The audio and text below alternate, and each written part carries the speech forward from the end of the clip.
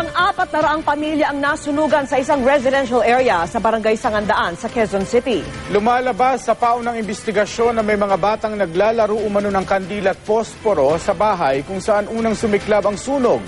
Live mula sa Quezon City, saksi si Athena Imperial. Athena. Vicky, Mark, sa isang gym magpapalipas ng gabi ang mga pamilyang nasunugan sa Barangay Sangandaan, Quezon City.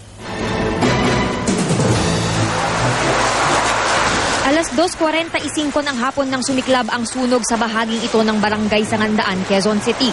Nilamon ng naglalagablab na apoy ang di bababa sa 250 bahay. Ang ilang residente nagtulong-tulong ng mag-igib ng tubig para mapabilis ang pagbatay sa apoy. Hindi bababa sa 400 pamilyang apektado. Sa paunang investigasyon ng Bureau of Fire Protection, lumabas na may mga bata umanong naglalaro ng kandila at posporo sa bahay kung saan unang sumiklab ang sunog. Umabot sa 5th alarm ang sunog bago tuluyang naapula bandang alas 5:30 ng hapon. Sa kabutihang palad, walang naiulat na nasaktan sa sunog. Wala namang casualty na namatay dito o nasugatan dito sa sunog na to.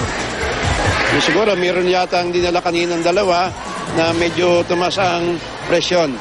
Medyo tumas sa kanyang dugo kaya itinakbo sa ospital. Pagkagat ng dilim, dinatnan ko ang ilang residente sa mga nasunog nilang tahanan. Nagbabaka sakaling mayroon pang mapakikinabangan. Doon kami sa labas ho. Nung ang mister ko lang naiwan dito, nung medyo kumalma na yung apoy, saka na kami pumasok ho. Lahat na pundar na wala eh. Lahat na pinaghirapan na wala, naubos, lang natira. Pero ang karamihan sa mga nasunugan, dinatnan ko na sa kalapit na Mendoza Gym.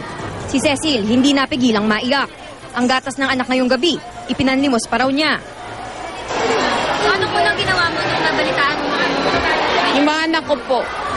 Inuna ko po yung mga anak ko, yung nanay ko.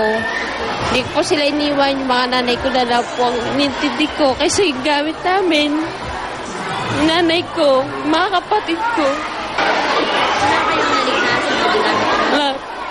Bukod na lang po yung damit niya, 2 piraso. Pero ang ikalawang buhay, ipinagpasalamat ng marami. Tulad ni Aling Gloria na may kapansanan at wala raw kasama nang mangyari ang sunog. Kinatok lang ako ng kapitbahay, sabi bumaba ka na dyan ate, bumaba ka na. Tapos kasi nandyan na sa tabi ko yung tsaka haba kong lumalabas eh, nagdabangga-bangga kasi may diferensya na nga ako eh.